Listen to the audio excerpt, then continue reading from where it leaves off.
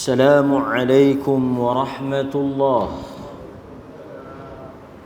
الحمد لله الذي أرسل رسوله بالهدى ودين الحق ليظهره على الدين كله ولو كره المشركون.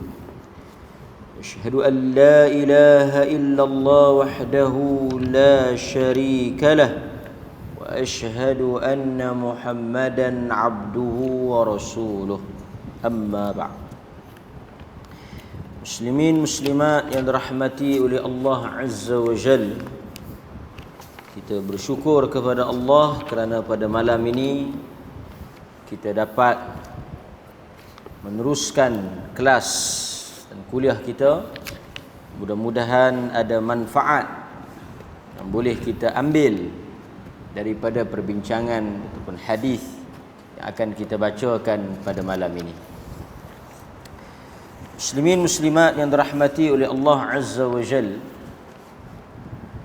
larangan yang berikutnya yang akan kita bincangkan pada malam ini ialah larangan untuk kita mengambil atau kita terjatuh ke dalam perkara yang tidak jelas, yang samar-samar, ataupun yang dikenali dengan perkara syubhah. Di dalam agama ada perkara yang jelas halal dan ada perkara yang jelas haram. Ini tidak menjadi masalah.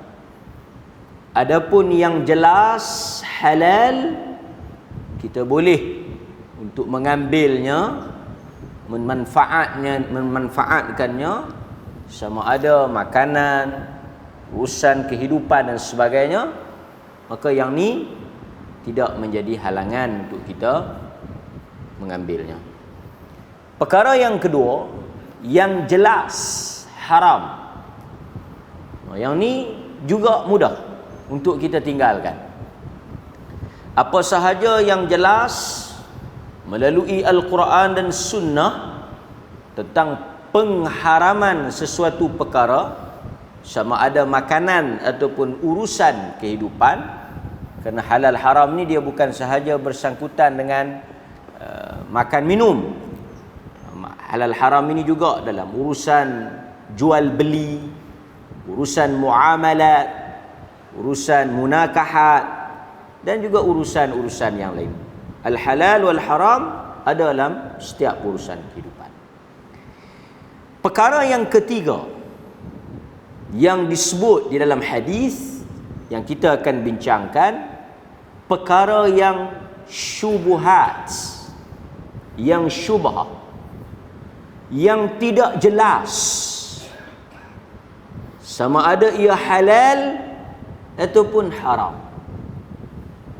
Maka sebagai seorang mukmin yang beriman, yang senantiasa berhati-hati, atau dalam istilah yang tepat, wara'.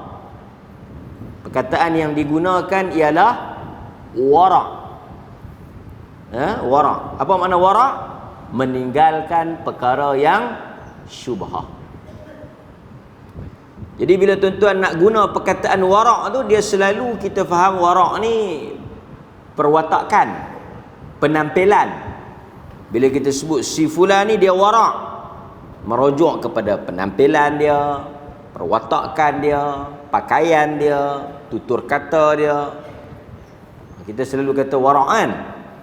Tapi kalau tengok istilah wara' itu, dia merujuk kepada seseorang yang menjaga, menjauhi dirinya daripada mengambil sesuatu yang tidak jelas. Itu wara'. Benda yang bagi dia tak jelas, benda yang masih diperselisihi, benda yang was-was, benda yang tidak ada bukti, maka dia meninggalkan hal tersebut sehinggalah jelas kepada diri dia. Dan perkara yang samar-samar ni, dia boleh berlaku di atas pelbagai sebab, banyak punca. Nombor satu, sebagai contoh, mungkin kerana kejahilan kita, ilmu kita yang terbatas. Jadi kita tak tahu hukum benda ni apa dia, kita tak tahu hukum benda tu apa. Pasal apa? Pasal ilmu kita yang terhad. Jadi bila kita tak tahu, apa sikap kita? Tinggalkan. Dak. Yang meragukan kita, dak ma yaribuka ila ma la yaribuka. Tinggalkan sesuatu yang meragukan. Nabi sebut, Nabi kata apa sahaja yang kamu ragu-ragu, yang kamu tak jelas, yang kamu tak yakin, yang kamu samar-samar, tinggalkan. Jangan ambil. Sebab itu tuan-tuan pernah jumpa hadis yang mana Nabi SAW dalam hadis yang diriwayatkan oleh Bukhari Muslim, muttafaq alaih, bagaimana Nabi SAW menunjukkan sikap jangan ambil benda yang tak jelas, tinggalkan. Itu warak. Dalam satu hadis riwayat Bukhari Muslim, Nabi SAW melalui satu jalan. Kemudian Nabi melihat ada tamar, kurma, sebiji kurma duduk di tepi jalan. Nabi kata, kalaulah tidak kerana aku bimbang kurma itu ialah kurma sadaqah, aku akan ambil makan. Nabi ambil atau tidak? Tak ambil. Kerana Nabi sebut dalam hadis itu, dia risau, dia bimbang, dia takut kurma tu kurma sedekah. Pasal Nabi tak boleh makan harta sedekah. Nabi hanya boleh ambil kalau orang bagi dalam bentuk hadiah. Yang tu Nabi boleh ambil. Tapi kalau dalam sedekah, zakat, Nabi tak boleh. Sebab itu ada kisah Al-Hasan, cucu Nabi, makan kurma zakat. Dia makan kurma sedekah, kurma zakat. Nabi kata, ni, muntah keluar. Nabi korek buat keluar. Yang tu jelas lah. Tapi yang Nabi jumpa tu tak jelas. Tapi Nabi ambil tak? Tak ambil. Ini sikap kita, pendirian kita, mauqif kita, stand kita. Apa dia? Benda yang kita tak pasti, benda yang kita tak jelas, orang lain mungkin ambil, orang lain mungkin makan, mungkin mereka yakin. Sebab benda ni dia tak sama. Benda yang, tuan-tuan, kalau benda tu jelas halal, no problem lah, tak ada argument lah, kan? Sebagai contoh, macam kita juga balik daripada masjid, kita tengok ada, kita mungkin semayang lewat sini, kita tengok ada 2-3 bungkus nasi. Tu imam tak habaq apa, tu imam tak umum kata ada nasi malam ni ke, ada lagi nak balik ambil. Tapi dia duk bungkus elok atas meja. Dia boleh jadi apa? Dia boleh jadi hak orang pitak tentu. Boleh jadi. Boleh jadi juga orang nak sedekah mai letak, tak habaq kat tu imam, sat lagi hangpa pandai-pandai lah, ambil buat balik. Boleh jadi, probability, keberangkalian tu banyak. Boleh jadi orang ada mungkin dia nak pergi bilik air ke apa ke, dia nak letak dalam raga motor, hujan basah, dia mai letak sat tentu. Kita pun tengok, pun balik, jarang orang kenduri pun balik. Kawan tu balik pasal malam, beli pun balik. Letak tentu. Dia kata aku pun duk terima balik, alhamdulillah lah rezeki. Buat kenduri yang apa malam-malam ni pun balik. Kawan tu mungkin sakit perut, nak tinggal dalam raga motor takut hujan. Nak buat takkan nak buat masuk dalam bilik air. Dia pun tinggal tentu, kan. Lepas dia qada hajat, mai tengok Pak Haji ni buat balik dah, pun balik dah. Tak jelas. Kita tak tahu makanan tu hak siapa. Dia sedekah ke, dia bagi ke, orang punya ke apa ke. Maka wara' tak ambil. Orang wara' tak ambil. Tapi kalau orang lain nak ambil, terpulang lah. Kan? Dia kata hak siapa lagi. Memang meja ni pun, meja kalau apa-apa orang nak main letak, memang tak atas meja ni. Tak apa kalau kata hak orang pun esok aku bayar. Itu hang, urusan hang. Tapi aku tak mau. Kan? Aku tak mau ambil. Nabi ambil tak? Nabi tak ambil. Sebab itu kita kata orang beriman dilarang mengambil perkara yang baginya tak jelas. Orang kata skim ni halal. Orang kata produk ni patuh syariah. Okey. Kita duk nampak pelik kan? Kita duk nampak apa dia, kita tak jelas. Maka kita tak ambil. Kita tak join. Kan? Benda yang jelas haram pun, apa dia ni, orang hari ni macam saya tak tahu, tapi tuan-tuan pun semua tahu kan tentang hukum forex, main apa, mata wang asing ni kan, yang depa duk main forex tu. Yang tu tuan-tuan clear haram. Forex ni memang bukan kata fatwa kebangsaan ni, fatwa dunia pun hatta main forex ni haram. Itu jelas. Kalau ada yang tak jelas, kalau yang jelas tinggal teruslah. Kalau tak jelas, ada orang kata boleh, ada orang kata tak boleh. Senangnya tuan-tuan, tak payah. Boleh. Kan? Itu lebih selamat. Macam dulu Perlis banjir tahun 2005 ke 2008. Antara perkara yang sangat mendukacitakan kita ialah apabila berlakunya banjir besar, antara kedai yang ditenggelami air ialah kedai buah-buahan. Kebetulan depan taman perumahan saya tu kedai buah. Jadi antara buah yang tak dapat diselamatkan ialah buah tembikai. Buah tembikai terapung-apung. Dia pergi ambil kan? Dia pergi ambil. Dan saya pun duka cita dengan sikap orang Islam. Saya tak tahu apa. Pantang ada lori terbalik saja, mereka akan pergi. Bukan kata nak tolong, pergi mencuri. Ini bukan syubhat dah. Ini memang mencuri. Memang mencuri. Lori terbalik. Hari tu ada satu lori terbalik. Siapa pun tak pergi. Lori babi. Kan? Tengok dalam berita. Lori babi terbalik, babi melompat keluar. Siapa pun tak pergi ambil. Babi yang tahu pula haram. Depa tak pergi curi tu bukan pasal apa dia ni haram mencuri tu, pasal haram babi. Babi kalau bagi saja abang pun tak ambil. Tapi lori Milo terbalik, lori apa susu terbalik, cerah depa curi. Buat pesta, yang kawan tu duduk tolong. Satgi mai bulan mai. Rezeki. Dia boleh pergi kata rezeki pula. Rezeki tepi je. Kalau yang haram pun kita dah berani ambil secara terang-terangan, apatah lagi yang syubhat. Bagi sebab tu kita kena hati-hati dalam hal ini. Baik. Itu satu hadis. Hadis yang kedua, saya nak bagi contoh Nabi punya sikap dulu, sebab kita mencontohi tingkah laku Nabi.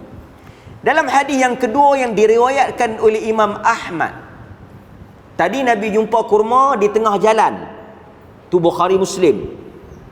Dalam hadis yang diriwayatkan oleh Imam Ahmad, dia ada beza sikit.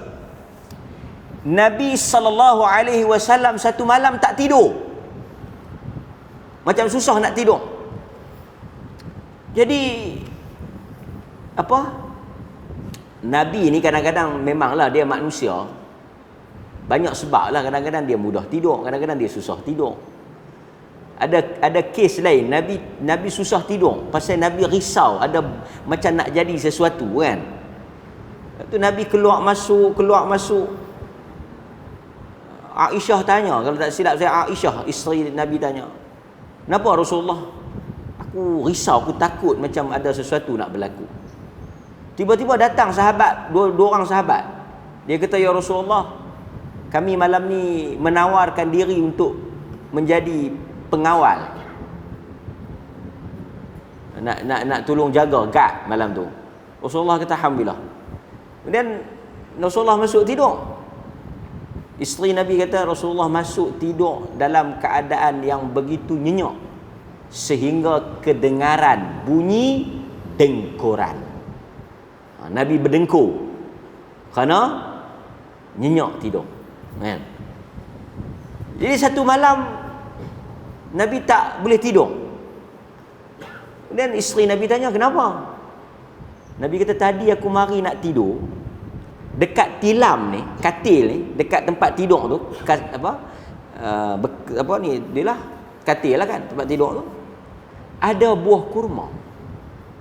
Dalam rumah Nabi ada buah kurma sebiji. Nabi kata, aku ingat nak makan. Kan? Buah kurma dalam rumah kita, ingat nak makan. Tiba-tiba Nabi kata, masa aku nak ambil tu, aku teringat, kurma apa ni ya? Sebab dalam rumah Nabi kadang-kadang ada harta zakat. Dalam rumah Nabi ada harta zakat. Sebab Nabi ni dia pemerintah, dia simpan harta-harta zakat untuk diagihkan. Sebab itu tuan-tuan pernah baca satu hadis, Rasulullah SAW habis daripada salat, dia keluar tergesa-gesa melangkah sahabat balik ke rumah dia. Sahabat tercengang tengok, kenapa terpinga-pinga. Kemudian Rasulullah balik, mari selesai urusan, mai balik ke masjid. Rasulullah kata, tadi masa tengah salat aku teringat ada emas zakat yang belum diagihkan.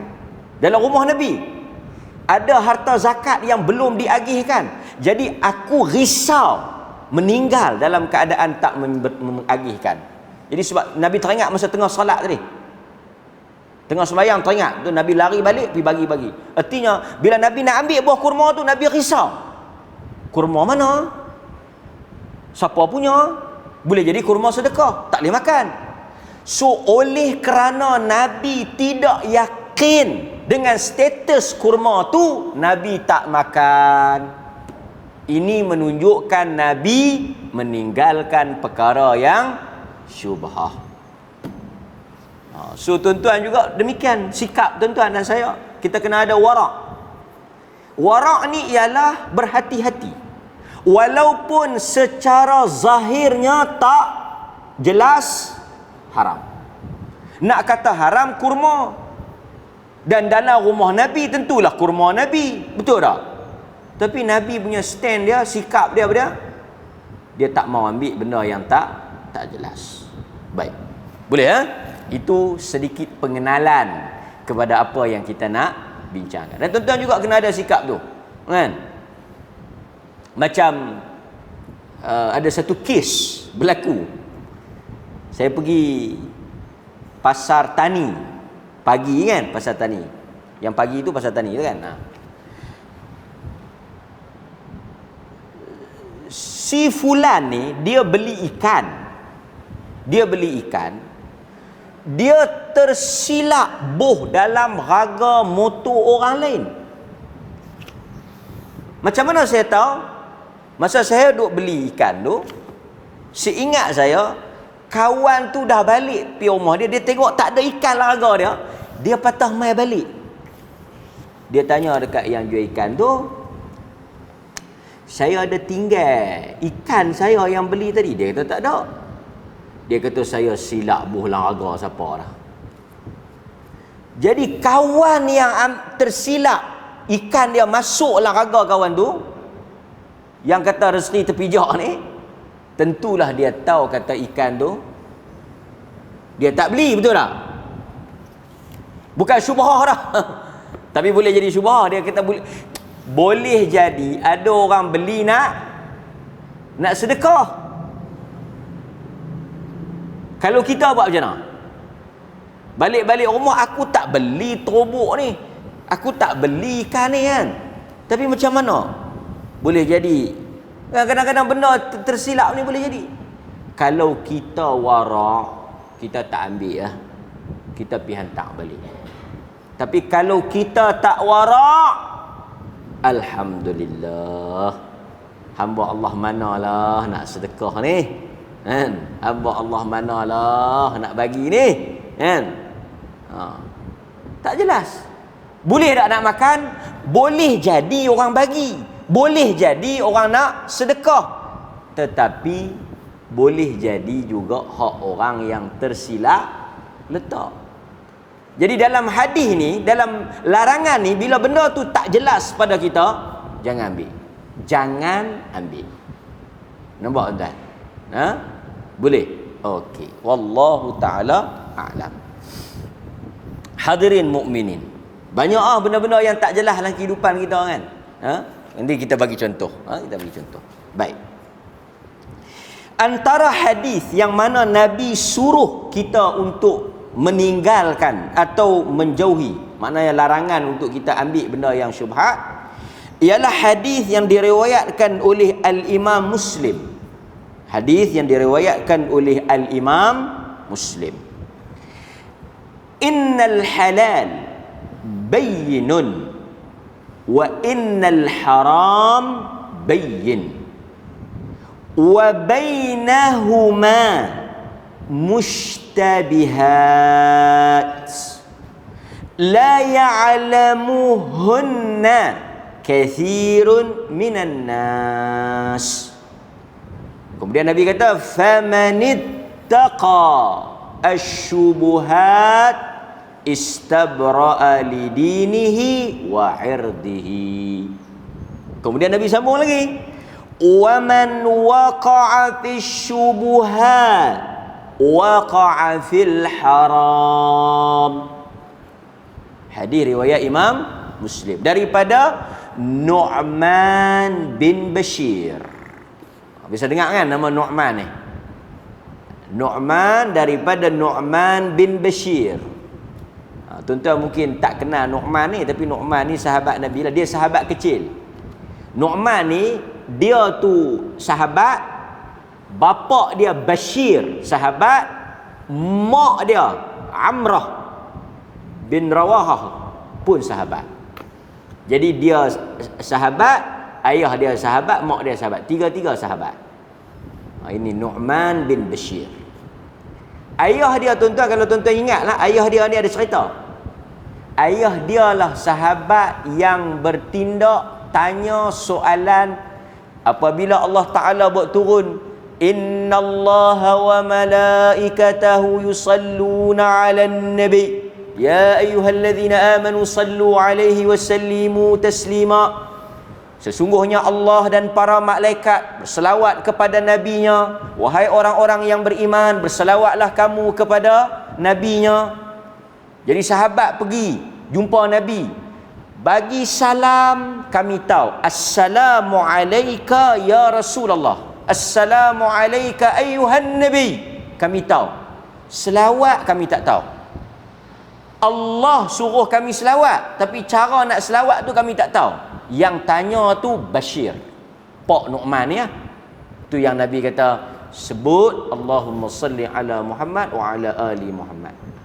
Nabi ajar selawat ni atas sebab soalan yang diajukan oleh Bashir, Pak Nu'man ni. Kalau tuan-tuan tengok kan, jadi sahabat ni memang mereka tak akan reka benda yang mereka tak tahu. Mereka akan tanya Nabi. Itu sikap sahabat. Baik. Jadi Nabi kata apa? Sesungguhnya di dalam Islam perkara yang halal jelas. Masa itu kita akan tengok sekali lagi ada kaedah yang diletakkan di dalam fiqh, al-asl fil asya' ibahah. Asal pada sesuatu halal ataupun harus. Dalam agama ni pokok dia halal, teras dia halal, boleh. Dalam urusan kehidupan, bukanlah urusan ibadat. Ibadat satu lain, ni urusan kehidupan. Jadi Nabi kata innal halal, perkara yang halal, bayyin, jelas. Jelas tuan-tuan? Jelas.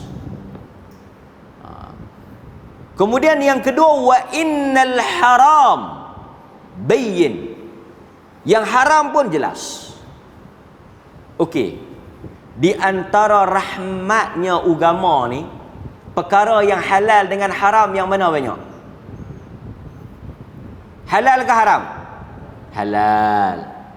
Pasal apa yang kita nak susah hati kan? Kita tak payah susah hati, tak payah pening kepala, tak payah berserabut. Perkara yang halal lebih banyak dari perkara yang haram. Makanan dan minuman yang halal lebih banyak daripada makanan dan minuman yang haram. Dan semuanya jelas. Tuan-tuan tak perlu susah hati. Cuma Nabi kata dia ada yang okey. Kalau kita nak buat contoh nang ya. Dia ada bahagian yang putih. Yang jelas putih. Yang ni semua orang tahu. Dan dia ada benda yang jelas hitam. Yang ni semua orang tahu. Yang ramai orang tak tahu, yang banyak orang tak tahu, dan Nabi yang sebut, bukan saya sebut, Nabi kata la ya'lamuhunna kathirun minan nas. Perkara yang banyak orang tak tahu, yang orang tidak ada ilmu tentangnya, ialah titik di antara hitam dengan putih, yang grey tu. Tak grey, kelabu tu. Yang kelabu tu sikit, tapi yang tu ramai orang tak tahu. Tak tahu ni boleh dipahami banyak sebab lah saya kata tadi. Boleh kerana kejahilan, boleh kerana dalil-dalil yang tak jelas, tak sarih. Kan? Boleh. Okey. Sebab itu kalau tuan-tuan tengok sebagai contoh, kadang-kadang dalil yang mari tu tak jelas. Dia panggil dalil tu qat'iyud dilalah, qat'iyus thubut. Qat'iyus thubut. Dia macam ni. Saya tahu sikit kat tuan-tuan. Dia dalil ni, ayat Quran dengan hadis ni, dia pertama daripada sudut thubut. Thubut ni apa? Kesahihan. Nombor satu, sebelum kita nak bincang tajuk lain, kita nak tengok benda tu sahih ke tak? Quran of course lah. Hadis boleh jadi sahih, boleh jadi tak sahih. So dia panggil qat'iyus thubut. Dari sudut pensabitan, dari sudut sahih, Quran sahih. Kalau kita baca ayat Quran, takkan tuan-tuan nak kata nanti aku nak cek dulu sahih ke tak? Ayat Quran hang nak cek apa? Macam orang baca qul huwallahu ahad. Nanti dulu aku nak cek. Ustaz, dia baca qul huwallahu ahad ni ayat Quran ke tak? Ambil teruk benar. Tak payah duk cek, memang confirm sahih. Okey. Dia tuan-tuan, nombor satu dari sudut sahih tak sahih. Yang kedua dari sudut dilalah, dari sudut kepahaman. Yang ni dia panggil, kadang-kadang hadis tu sahih, Quran tu clear lah, tetapi dilalah, kepahaman kepada ayat itu, dia boleh dipahami dengan 3-4 cara. Jadi dia tak putus. Kita boleh faham kok ni, kita boleh faham kok tu. Sebagai contoh, dia panggil zanniyud dilalah. Sebagai contoh, aula mastumun nisa, sentuh perempuan, yang tu memang sahih pasal ayat Quran, siapa pun tak boleh tolak. Aula mastumun nisa, sentuh perempuan, yang tu clear, sahih ayat Quran. Tetapi dari sudut pemahaman dia tak jelas. Dia boleh dipahami sentuh pegang, dia boleh dipahami sentuh dengan maksud bersetubuh, boleh faham banyak cara. So apabila kita boleh faham A pun boleh faham sentuh, sebab dia kata sentuh. Tetapi kadang-kadang sentuh ini digunakan dengan maksud bersetubuh. Jadi kita boleh faham sentuh pegang, sentuh bersetubuh. Jadi ayat itu sahih, ayat itu memang clear, sabit, tetapi kepahaman dia zan, yakni boleh dipahami macam ni, boleh dipahami macam tu. Dia nampak tak? So syubhat ni kadang-kadang dia boleh jadi macam tu. Dalil tu sahih, tapi cara memahaminya boleh dipahami banyak benar. Tu tuan-tuan jangan pelik. Dia kata ayat Quran ada, pasal apa duk khilaf?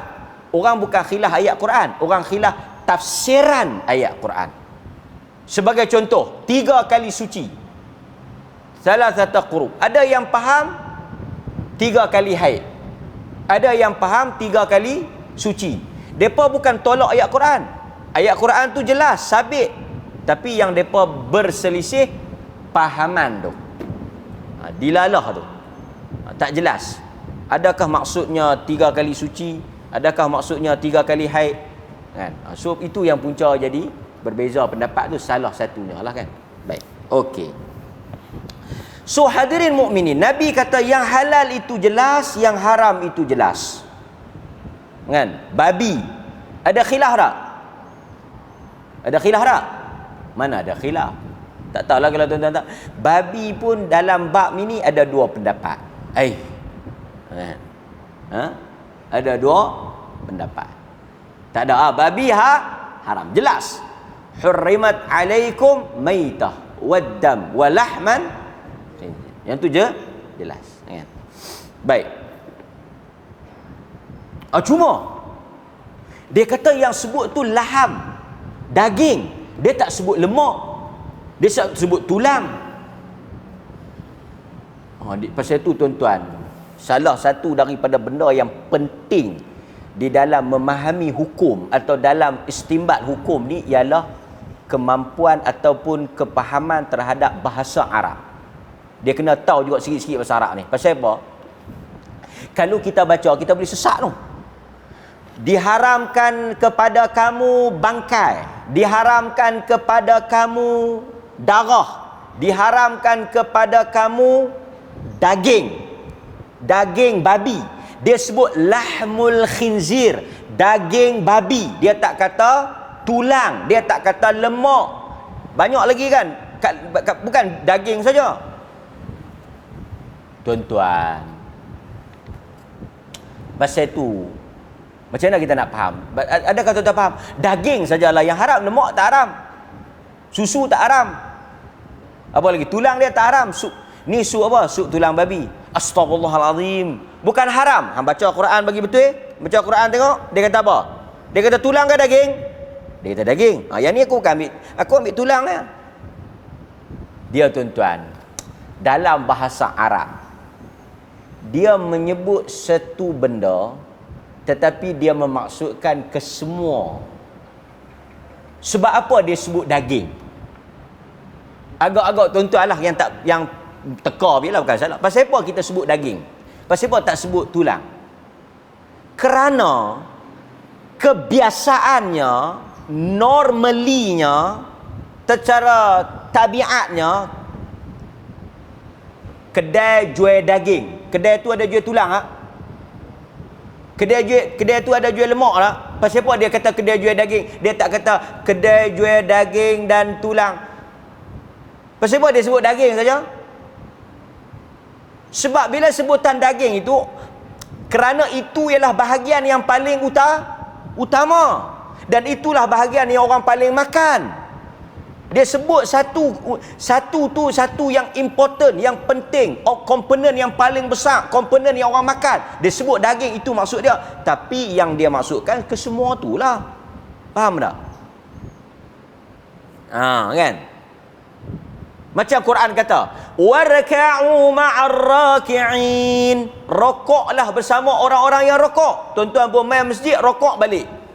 Cepat abang, aku pergi rokok lah. Awak abang tak tunggu sampai salam. Quran kata pergi rokok balik. Dia tak suruh sujud. Dia tak suruh baca tahiyat. Dia suruh rokok. Aku rokok lah. Dia sebut rokok, tapi maksudnya sebab tu penting. Kita tak boleh baca. Pasal tu kalau orang baca, dia kata, oh daging je haram ni. Lingkup. Kan? Itu kaedah. Baik. Berikutnya. Nabi kata, wa bainahuma mushtabihat. Di antara keduanya itu ada perkara yang mustabihat, yang sama-sama. Sama-sama ni macam saya katalah, dia boleh sama-sama dari sudut hukum tu sendiri ataupun benda tu sama. Contoh tuan-tuan, mungkin tak ada cop halal. Ataupun mungkin kedai tu kedai non-Muslim. Nak kata haram, nak kata haram, tak boleh. Nak kata halal pun tak boleh. Dia jatuh syubhat, kan? Boleh tak? Nak kata haram, kedai jual roti. Nak kata halal, tukang masak dia non-Muslim. Macam mana? Kan? Jadi dia jatuh syubhat. Jadi bila syubhat, sikap kita apa dia? Agama aja tak payah, pi yang jelas. Pergi yang Tapi kalau ada orang nak pergi, biar pergi lah kan. Nak larang macam mana? Kita nak ketahui hang tak boleh pergi haram. Apa bukti haram? Hang tengok semua orang kerja dia Melayu. Hang tengok toke dia ya Cina. Macam-macam alasan nak biar pergi. Tapi bagi kita tak jelas. Kan? Nampak? Tuan-tuan boleh faham? Okey. Hatta kalau tuan-tuan nak kira kedai halal, kalut kita. Okey. Tuan-tuan pi makan kedai Muslim ni, ada tak depa punya sijil halal? Bukan kedai ni, kedai Islam kita. Kedai Melayu ni, kedai restoran Melayu ni, ada sijil halal tak? Ada tak? Nak tanya. Jadi tak ada, okey, tak ada sijil haram menunjukkan tak ada jaminan kata halal. Kedai kopi, kedai teh yang tuan-tuan nak pergi kedai nasi kandar apa semua tu, ada sijil halal. Saya ingat 99% tak ada. Jadi maksudnya kedai tu tak ada pengesahan, tak ada. Saya sudut dan sebut, tak ada pengesahan kata halal.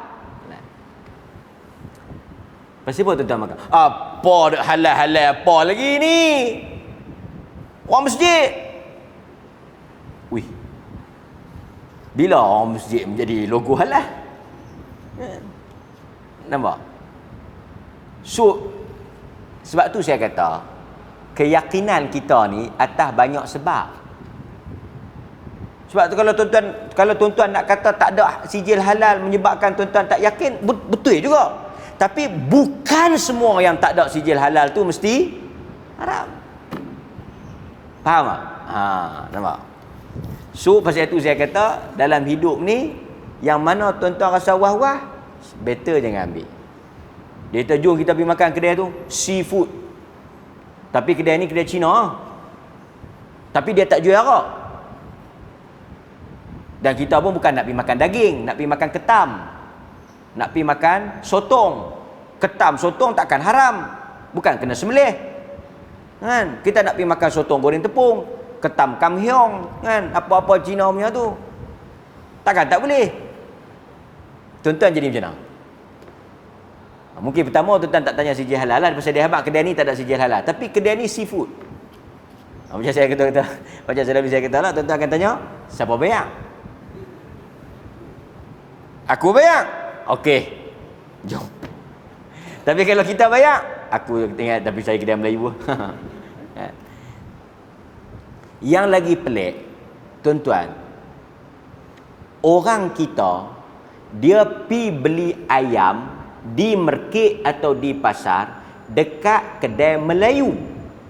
Melayu yang jual ayam, ambil ayam daripada kilang Cina. Ayam tu daripada kilang Cina, kan? Mai kepada peniaga peruncit Melayu. Orang Melayu, kawan tu pun pakai lebih, Assalamualaikum, Allahumma salli ala Muhammad. Faham? Ayam halal. Dia kata, kita apa-apa pun kena cari orang Melayu. Orang Melayu halal. Sebelih yakin. Ayam tu mai dekat kedai ni, tuan-tuan tahu tak, yang mai dekat peruncit kecil-kecilan ni, semua sembelih dah. Disembelih dan tuan-tuan tahu kilang siapa punya?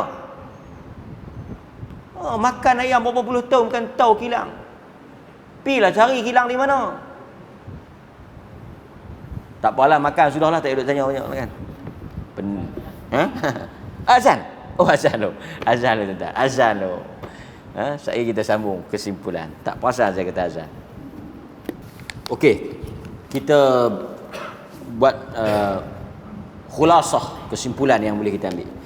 So dia kata wa bainahuma, la hadis sebut wa bainahuma mushtabihat la ya'lamuhunna katsirun minan nas. Nabi kata oleh kerana ramai orang tak tahu, maka Nabi menyambung di situ. Nabi kata famanittaqa. Yang ni yang kita nak tekankan syahid kita di situ. Sesiapa yang famanittaqa, sesiapa yang berhati-hati. Maksudnya dia meninggalkan perkara yang syubhah tadi. Asyubuhat. Istabra'a lidinihi wa 'irdihi. Dia telah menyelamatkan, dia telah memelihara agamanya, imannya dan maruah dia. Siapa-siapa yang meninggalkan perkara yang samar-samar, perkara yang tak jelas, perkara yang tak yakin bagi diri dia, dia telah menyelamatkan agama dia, iman dia dan juga maruah dia. Dan Nabi bagi tahu, waman waqa'a fisyubuhat, sesiapa yang terjatuh atau dia mengambil perkara yang syubhah, yang tak jelas, walaupun tak jelas dia langgar juga, waqa'a fil haram, kesudahannya, akhirnya dia akan terjatuh ke dalam perkara yang haram. Prevention, pencegahan. Walaupun benda tu tak jelas haram, jangan duk ambil. Kalau ambil, dia akan pi ke haram. Nampak? Itu apa yang disebut oleh Nabi di dalam hadis yang diriwayatkan oleh Imam Muslim. Okey. So macam mana sikap tuan-tuan? Yang ni dia balik kepada sikap. Warak ni sikap kita. Ada orang yang waraknya tinggi, dia jaga. Ada orang yang mungkin dia warak ni dia ikut orang. Mungkin bergantung kepada ilmu, bergantung kepada iman, bergantung kepada takwa. Dan warak tak sama. Iman kita pun bukan sama. Tuan-tuan mungkin kuat, saya mungkin lemah, mungkin ada yang tinggi, mungkin ada sederhana. Macam tu warak. Ada orang dia tak kisah, kedai apa pun dia tak kisah. Janji dia kata jangan hidang kat aku babi sudah. Yang lain daripada tu aku tak kira. Kan? Nampak? Boleh? Okey. Kan kadang-kadang ada orang dia kawan dia hantar mai buah limau. Dia kata boleh makan buah limau ni. Takut limau semayang. Kan? Jadi kalau kita tak jelas, kita tak payahlah makan. Tapi asal limau apa dia? Asal kepada buah limau halal. Cuma yang hantar tu kita risau. Buah limau apa? Nak makan tak salah pasal dia buah limau. Tapi kita warak, kita kata isak lagi buah ni buah sembahyang ke, buah untuk berhala ke apa ke, tetap makan. Warak. Kan? Kita hati-hati. Baik. Kemudian dia kata di sini, nampak? Al-Imam Ibn Rajab menyebut bahawa yang dikatakan perkara yang syubhah, tuan-tuan juga boleh trace perkara yang syubhah ni apabila perkara tersebut tidak menenangkan hati tuan-tuan. Hati tak sonok, hati tak tenang. Nak ambil, nak guna, nak makan, nak masuk, nak apa-apa, whatever lah, apa sahaja urusan tu, tuan-tuan tak syok. Bila tuan-tuan tak syok, tak tenang, tak sedap hati, tinggalkan. Sebab hati orang beriman ni tuan-tuan, dia melihat dengan hidayah Allah. Dia panggil firasat mukmin. Hati orang beriman lah. Hati orang semayang. Hati orang tak semayang jangan berkira lah. Kawan tu semayang pun tak, apa pandangan hang? Aku memang tak sedap hati ya. Yang ni hati kelam. Hati kelam ni tak ada nur. Ni yang kita kata hati orang-orang beriman. Hati orang-orang yang Allah bimbing. Hati yang rajin baca Quran, hati yang kerap banyak berzikir. Kalau orang tuan-tuan, sebab tu kita disunatkan apa-apa bermusyawarah dengan orang-orang yang saleh. Tanya dia, pandangan Tuan Haji macam mana? saya tak sedap hati lah, tak berapa nak seronok, elok tinggalkan. Nampak? Ada orang ajak saya ni buat bisnes ni, tapi dia tak bagi habaq bisnes apa. Cuma dia bagi tahu, kata saya hanya perlu bagi duit, duduk di rumah tunggu, tiap-tiap bulan dia buat masuk. Dia kata meniaga import export. Kan? Tu haji rasa macam mana? Kan? Dia bukan ajak main apa, dia ajak berniaga. Berniaga ni memang halal, tapi saya tak sedap hati lah. Jadi elok kita, benda tak jelas kita tinggalkan, tak rugi kan. Sebab kata Ibnu Rajab, perkara yang syubhah itu ialah al-umur, urusan-urusan, perkara-perkara yang hati kita tidak tenang kepadanya. Kerana ada hadis yang Nabi SAW bila orang tanya dekat baginda, apakah itu dosa? Apa kata Nabi? Al-ithmu, yang dikatakan dosa itu ada dua.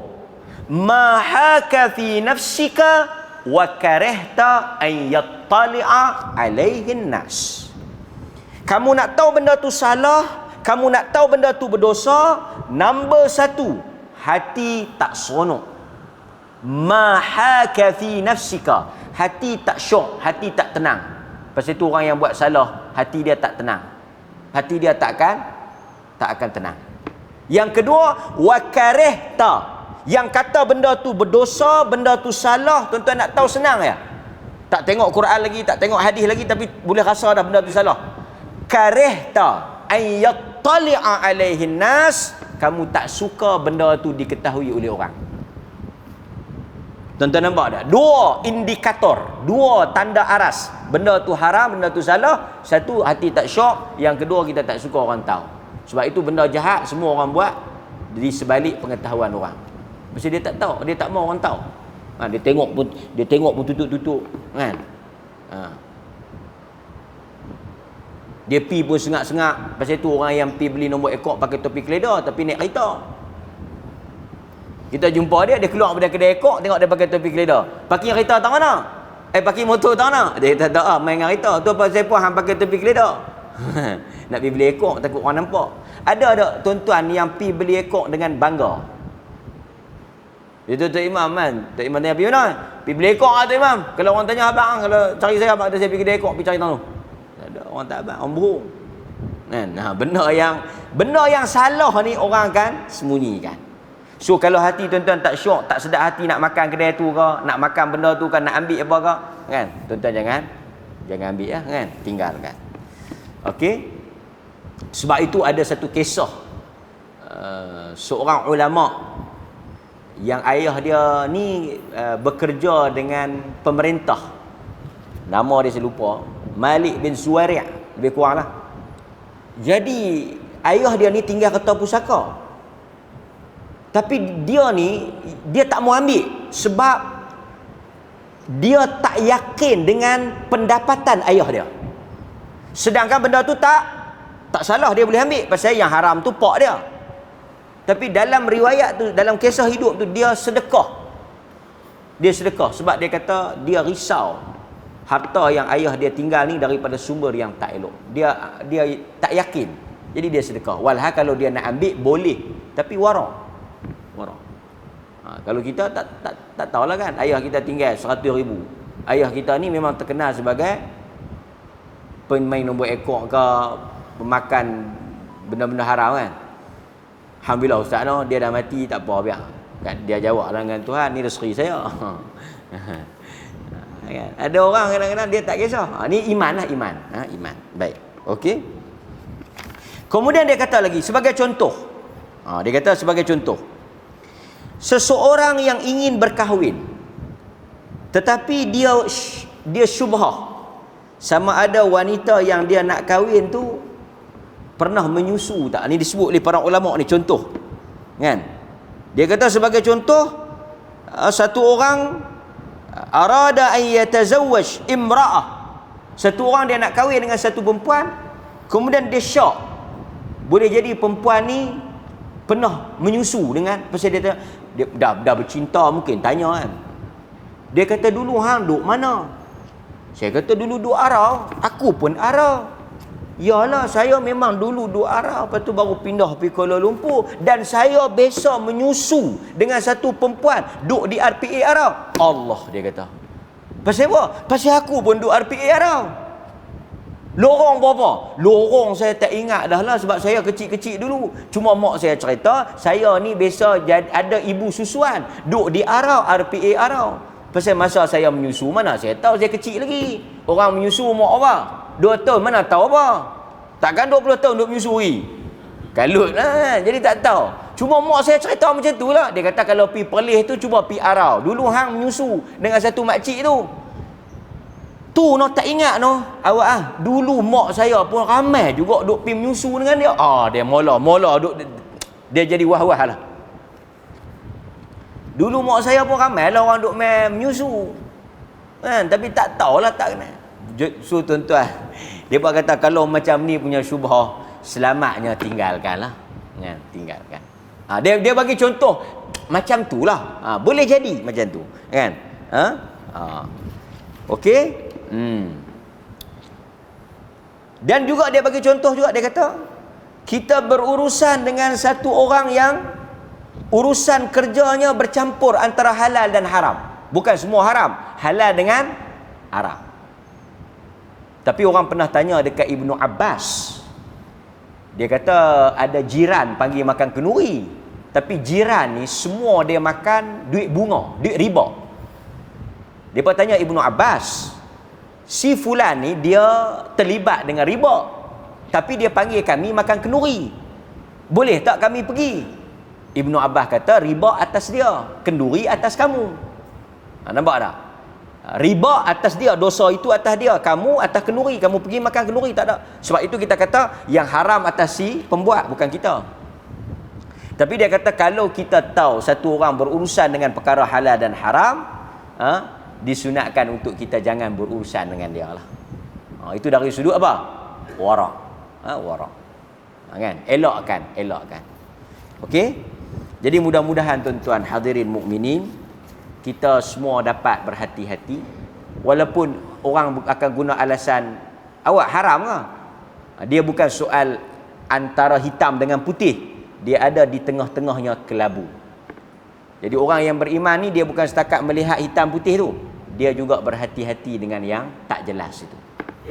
Dan orang yang apabila dia benda yang tak jelas ni dia duk langgang, benda kecil-kecil dia dah langgang, dia punya kesan dia tak akan rasa payah bersalah untuk ambil yang haram. Tuan-tuan faham tak? Pasal tu orang benda-benda tu dia mula hak kecil-kecil ni pun dia tak rasa apa, kalau hak besar tu lagi dia tak boleh. Kan? Boleh, Pasal tu Nabi kata siapa yang duk biasa langgang syubhat, last sekali dia akan pergi ambil yang haram. Mungkin awal-awal tu isap rokok ke apa ke kan, mula dengan kecil-kecil tu, malam-malam dia akan biasa dan dia akan berani untuk buat yang lebih berat. Jadi larangan mengambil dan terbuat dengan perkara yang syubhat. Itu tajuk kita pada malam ini. Mudah-mudahan tuan-tuan dan saya dilindungi oleh Allah daripada perkara yang syubhat dan perkara yang jelas haram. Aqulu ma sami'tum astaghfirullahal azim li wa lakum wa billahi taufiq wal hidayah. Assalamualaikum warahmatullahi wabarakatuh.